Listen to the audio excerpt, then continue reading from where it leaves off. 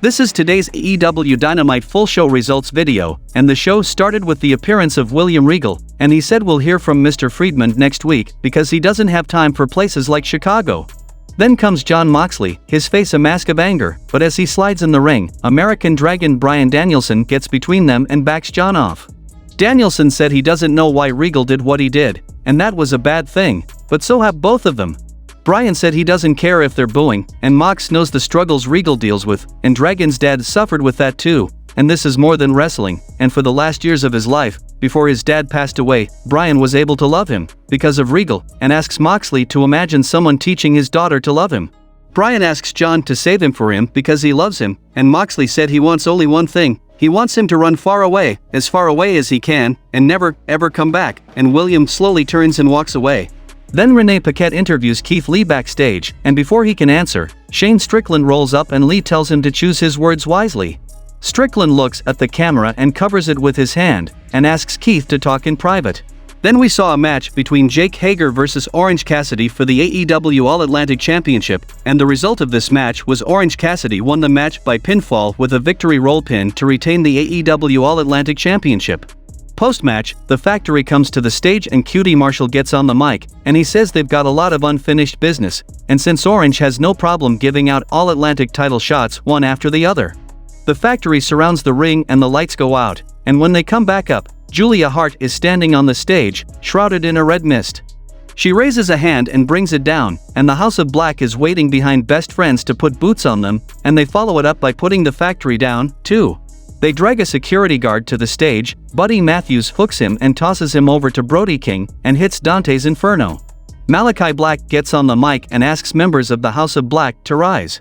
Then we saw the AEW World Championship No. 1 Contenders Tournament Finals match, which happened between Ethan Page vs Absolute Ricky Starks, and the result of this match was Ricky Starks won the match and the tournament by pinfall with a spear, becoming No. 1 contender to the AEW World Championship. Back from the commercial, commentary walks us through the Jade Cargill/El Bow Wow footage, and Renee Paquette interviews Jade Cargill about it. She says she's not giving that whack-ass rapper any more attention because she's got her belt back and she's gonna have a celebration next week, and Mark Sterling will address the Bow Wow situation legally, and he offers no comment as her official statement. Then Mark Sterling serves Kiera Hogan with papers that indicate that Jade no longer needs her services. Then we saw the second match of the Best of 7 series for the AEW World Trios Championship between Death Triangle vs the Elite, and the result of this match was Death Triangle defeated the Elite by pinfall with a lateral press from Pac on Matt Jackson, going 2-0 in the Best of 7. Then we saw that Renee Paquette is on the stage, and she announces that because Thunder Rosa is so seriously hurt, she and AEW management have come to an agreement for her to relinquish the title. That being said, welcome your new AEW Women's World Champion, Jamie Hayter.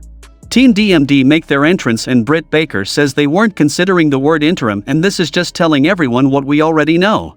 Then we saw a 6-women tag team match between Anna Jay and Tay Mello vs Sky Blue and Willow Nightingale vs Britt Baker and Jamie Hayter, and the result of this match was Team DMD won the match by pinfall with the stomp from Dr. Britt Baker on Sky Blue. Back from the commercial, the Acclaimed make their entrance and hold court in the ring, and Anthony Bowens says there's a lot to be thankful for on this Thanksgiving Eve, including the successful defense of their tag titles. Plus his shoulder's feeling better, and Daddy Ass is all healed up and ready to scissors, and they go to scissors, but Jay Lethal and his team interrupt, and Jeff Jarrett calls them as clowns and warns them of a beating, and Billy Gunn gets them off the screen and now they scissor. In the main event of the show, we saw a match between Chris Jericho vs Tomohiro Ishii for the ROH World Championship, and the result of this match was Chris Jericho defeated Tomohiro Ishii by submission and retained the ROH World Championship. Post-match, Jericho storms up to the commentary desk and throws the belt at the table, staring Ian Riccoboni down, but Claudio Castagnoli comes up behind him and lays him out with an elbow, and the show goes off air.